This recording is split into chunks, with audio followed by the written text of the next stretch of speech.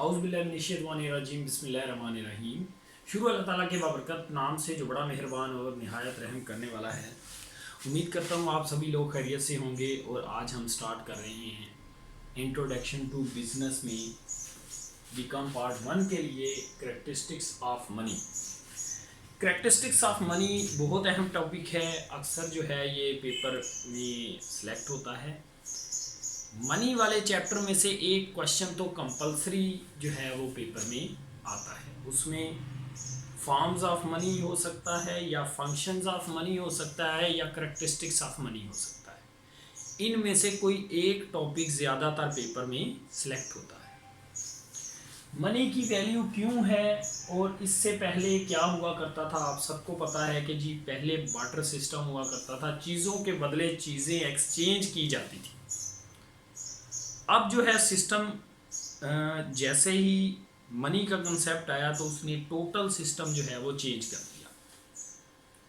पहले ये होता था चीज़ों के बदले चीज़ें जब ली जाती थी तो उसमें जिसको ज़्यादा ज़रूरत होती थी और जिसको ज़रूरत नहीं होती थी उसकी चीज़ की तो फिर वो उसे ब्लैकमेल करता था। वहाँ पर प्रॉब्लम आती थी, सही जो है वो डिवीजन नहीं हो पाती थी कि ए की जो गुड्स हैं उसकी क्या वैल्यू है, बी की गुड्स की क्या वैल्यू है। अगर ए को बी की गुड्स की ज़रूरत है और बी को ए की गुड्स की ज़रूरत नहीं है तो एक्सचेंज जो है वो पॉसिबल नहीं होता था। मनी ने आके एक्सचेंज को इजी कर दिया। आप इजीली किसी भी चीज़ की वैल्यू लगाकर मनी के ज़रिए, पैसे के ज़रिए उसे एक्सचेंज कर सकते हैं। हमने मनी की डेफिनेशन तो फंक्शन में ही सीख ली थी। आज हम करैक्टरिस्टिक्स जो है वो स्टार्ट करते हैं। डेफिनेशन आप इसमें भी पहले डेफिनेशन ऐड करोगे मनी की, उसके बाद आप करैक्टरिस्टिक्स जो है वो एक्सप्लेन करोगे। करैक्टरिस्टिक्स में पहले तो हेडिंग्स देख लें। Generally acceptability, stable value, transportability, high value and small weight, storability, divisibility, homogeneity, recognizability, durability, economical, elastic supply. तो ये इसकी ऐसे ही आपने करैक्टरिस्टिक्स की पहले तो सबसे आपने हेडिंग लिख देनी है, उसके बाद आपने इसे एक्सप्लेन करना शुरू करना है। मैं डेफिनेशन रीड कर रहा हूँ, नोट कर लेंगे। General acceptability, essential quality of good money is that it should be acceptable without any hesitation in exchange for goods and services. It also must be readily acceptable to be effective for the purpose of goods and services for settlement of debt. तो ये दोस्तों generally acceptable, आप किसी भी वक्त जो है वो पैसे से कोई भी चीज़ खरीद सकते हैं, आप एक्सचेंज कर सकते हैं। जनरली एक्सेप्टेबल है, किसी भी चीज़ को आप परचेज करना चाहते हो तो मनी के ज़रिए से आप उसको इजीली परचेज कर सकते हैं। जी नेक्स्ट देख लें। स्टेबल वैल्यू, स्टेबल वैल्यू की डेफिनेशन रीड कर रहा हूं, पहले डेफिनेशन नोट कर लें। Money should be stable in value if the value of money fluctuates swiftly then it is useless money, because money is standard by which measure the value of all other commodity. The principle of stability allow to postpone the purchase. Stable value रहनी चाहिए, ऐसे नहीं कि फौरी से उसकी value जो है वो चेंज हो जाए। वैल्यू करेंसी की स्टेबल रहनी चाहिए, मनी की वैल्यू स्टेबल रहनी चाहिए। नेक्स्ट है जी ट्रांसपोर्टेबिलिटी। ट्रांसपोर्टेबिलिटी की डेफिनेशन देख लें पहले तो। The commodity chosen as money should easily be transportable without any depreciation. तो जो कीजिएगा, मनी को इजीली आप एक जगह से दूसरी जगह ट्रांसफर भी कर सकते हैं, किसी दूसरे शख्स को भी ट्रांसफर कर सकते हैं। और सबसे खास बात ये कि मनी की डेप्रिसिएशन नहीं होती। आपके पास 1000 वाला नोट बिल्कुल न्यू है और बी के पास जो है वो 1000 रुपये का नोट बहुत ही बोसीदा हो गया है, तो दोनों की वैल्यू एक ही है। ऐसा नहीं नए नोट की डिफरेंट वैल्यू है और पुराने नोट की डिफरेंट वैल्यू है, तो ये डेप्रिसिएबल नहीं होता, ट्रांसफरेबल होता है और इसकी वैल्यू में कमी नहीं आती। जिस तरह से दूसरे एसेट्स डेप्रिसिएट होते हैं तो ये इसकी वैल्यू जो है वो सेम रहती है। नेक्स्ट है जी हाई वैल्यू स्मॉल वेट। अब देखें डेफिनेशन इसकी भी देख लें पहले।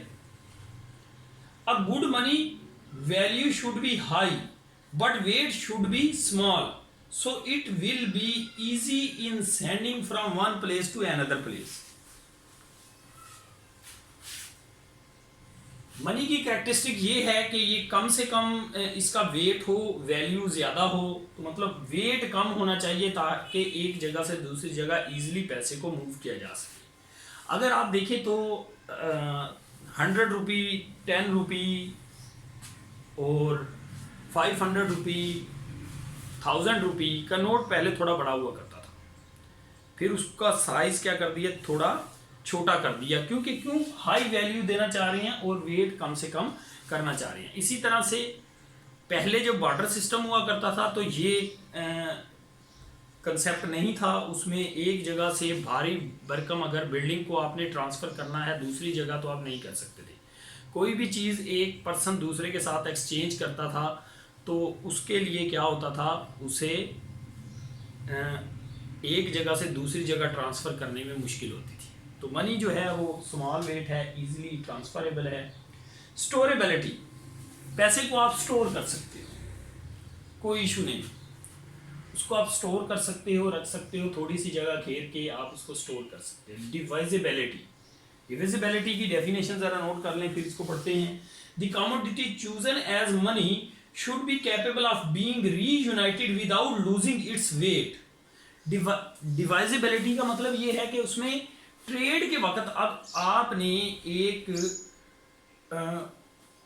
फूड के बदले में, काओ के बदले में फूड को एक्सचेंज करना बार्टर सिस्टम में मुश्किल होता था, क्योंकि उसकी कोई डिवीजन नहीं लगाई जा सकती कि एक बंदे के पास काओ है, वो देना चाहता है और उसको रोटी चाहिए, तो उसके लिए तो ये डिवीजन करना बहुत मुश्किल हो जाती थी।